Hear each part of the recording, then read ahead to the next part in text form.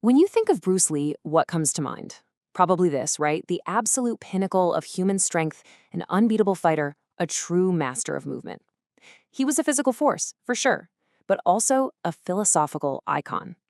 But what if I told you that behind his most famous philosophy, there's a deep, fascinating paradox?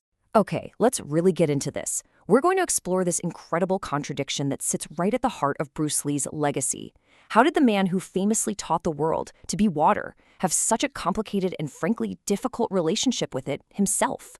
So first things first, let's set the stage. To really understand this, you gotta see the two completely opposite sides of the story. On one hand, you have the global legend, and on the other, a very real, very human limitation. And this is where it gets really interesting. Just look at this contrast. In one corner, you have the public image, a total master of his body, movement, everything. But in the other corner, you have the private reality, which included some things you would just never expect. He couldn't ride a bike, and most importantly for our story, he couldn't swim and had a deep-seated aversion to water. And look, this isn't just some rumor floating around the internet. This comes directly from his own family, from his older brother Lee Chu-yuan. And they weren't saying this to knock him down a peg. They just wanted to paint a more honest, more human picture of the real person behind the larger-than-life myth. So this is a really crucial point. We're not just talking about a casual dislike, like not enjoying a day at the beach. Whether you want to call it a genuine fear or just a straight-up inability, the result was the same. Water was a physical world that Bruce Lee, the master of physical control, just couldn't conquer. So how does this happen? How does a man with such a profound aversion to water turn around and make its qualities the cornerstone of his entire philosophy? How does that work? And there it is, that iconic quote. He delivered these lines on the Pierre Berton show back in 1971, and it just cemented his philosophy in our culture forever. And it was never just about fighting, it was a whole worldview. So what did he actually mean? Well, it really boils down to three main ideas.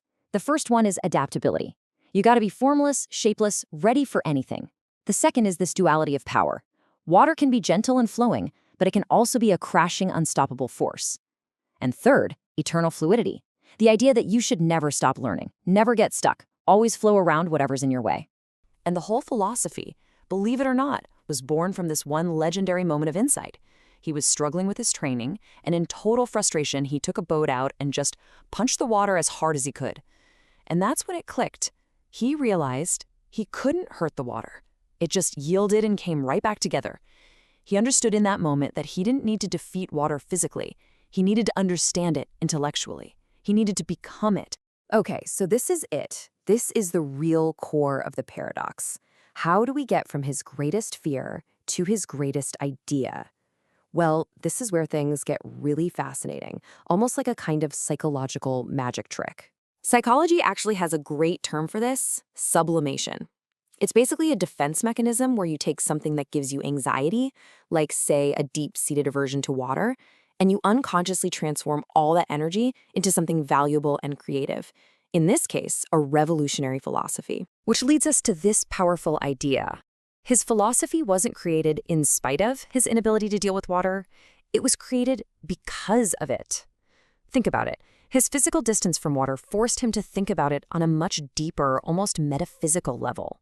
He had to understand its essence because he couldn't engage with its substance. And what's just so brilliant about Bruce Lee is that he was a master synthesizer.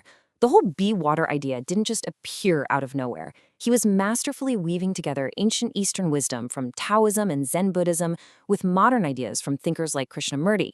He took all these threads and created something totally new, totally his own. So this complex, lifelong relationship that he had with water didn't just shape his philosophy. In a twist of fate that is so ironic it's almost hard to believe, it may have also played a role in his death. Okay, get this. Decades after his passing, a 2022 medical study came out with a stunning new theory. They proposed that Bruce Lee might have died from something called hyponatremia, which is basically water intoxication. The researchers pointed to a bunch of evidence suggesting that on the day he died, he consumed way too much water, so much that his kidneys couldn't handle it, which led to the fatal brain swelling that was the official cause of death. I mean, you really can't make this stuff up. Even the scientist who published the paper pointed out the profound, almost unbelievable irony. The man whose philosophy was born from studying water might have been killed by that exact same element. It has all the weight and tragedy of a Greek myth. So why does any of this matter? What's the takeaway?